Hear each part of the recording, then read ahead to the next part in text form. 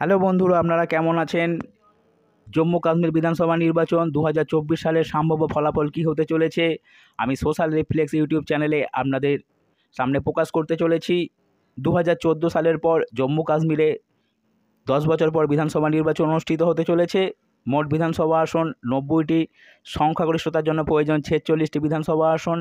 আগামী 18ই September, 25শে September এবং 1 October এই 3 দফায় জম্মু কাশ্মীরের 90টি বিধানসভা আসনে নির্বাচন সম্পন্ন হবে। জম্মু কাশ্মীর বিধানসভা নির্বাচনে লড়াইয়ে আছে যেসব দলগুলি, তারা হলো পিপল ডেমোক্রেটিক পার্টি। এই পার্টির প্রধান মেহবুবা মুফতি প্রাক্তন মুখ্যমন্ত্রী ছিলেন। লড়াইয়ে আছেন ন্যাশনাল কনফারেন্সের অমর আবদুল্লার পিতা ফারুক আবদুল্লাহ অতীতে জম্মু কাশ্মীরের মুখ্যমন্ত্রী ছিলেন। অপরদিকে কংগ্রেস তারিক হামিদের নেতৃত্বে বিধানসভা নির্বাচনে লড়াই করবে এবং বিজেপি লড়াই করবে নির্মল সিংয়ের নেতৃত্বে। 2019 সালের 5ই আগস্ট বিজেপি সরকার জম্মু কাশ্মীরকে কেন্দ্রশাসিত অঞ্চলে রূপান্তরিত করেছে। অতীতে জম্মু কাশ্মীর অঙ্গরাজ্য ছিল। জম্মু কাশ্মীর এবং লাদাখ এই দুটি কেন্দ্রশাসিত অঞ্চলে রূপান্তরিত করেছে বিজেপি সরকার।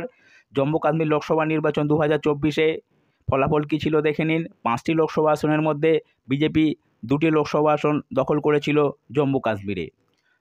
জম্মু কাশ্মীর লোকসভা নির্বাচনে ন্যাশনাল কনফারেন্স দল 2টি লোকসভা আসন লাভ করেছে। মোট প্রদত্ত ভোটের 22.30% লাভ করেছে ন্যাশনাল কনফারেন্স অমর আবদুল্লার নেতৃত্বে। অপরদিকে ভারতীয় জাতীয় কংগ্রেস 19.38% ভোট পেলেও কোনো লোকসভা আসন দখল করতে পারেনি।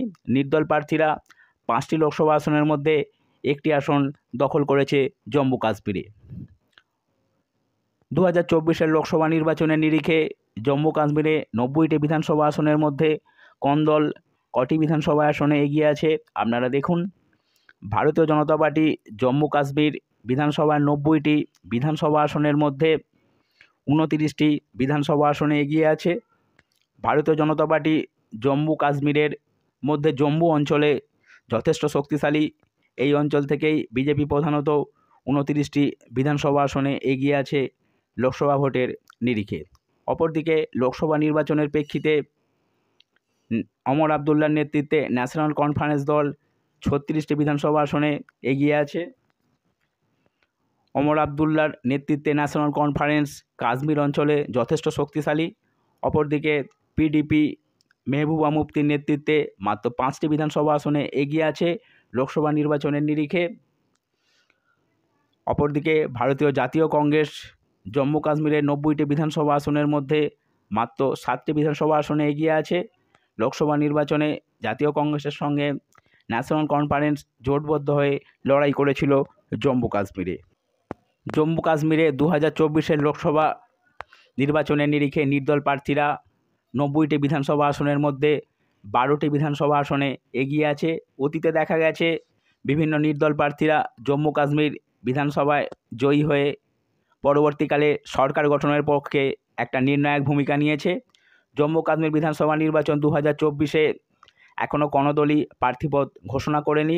আমার চ্যানেলের অনুমান অনুযায়ী জম্মু কাশ্মীর বিধানসভায় কোনো দলই 90টি বিধানসভা আসনের মধ্যে ম্যাজিক ফিগার 46টি আসন দখল করতে পারবে না। তাই জম্মু কাশ্মীর বিধানসভায় একটা ত্রিশঙ্কু সরকার গঠিত হতে চলেছে। কংগ্রেস এবং ন্যাশনাল কনফারেন্সের মধ্যে নির্বাচনে জোট হবে কি না তা এখনও বলা যাচ্ছে না। অপরদিকে পিডিপি এবং ন্যাশনাল কনফারেন্স এই নির্বাচনে কিভাবে প্রার্থী তালিকা ঘোষণা করে তার উপর অনেক কিছু নির্ভর করছে। তাই আমার চ্যানেলের অনুমান অনুযায়ী জম্মু কাশ্মীর বিধানসভা নির্বাচন 2024-এ একটা ত্রিশঙ্কু সরকার গঠিত হতে চলেছে। কোনো দলই ম্যাজিক ফিগার 46টি আসন দখল করতে পারবে বলে মনে হয় না। তবে নির্বাচন হতে এখন অনেকটা বাকি আছে। বন্ধুরা, ভিডিওটি যদি আপনাদের কাছে তথ্যমূলক মনে হয় প্লিজ আমার চ্যানেলটিকে সাবস্ক্রাইব করবেন। ধন্যবাদ।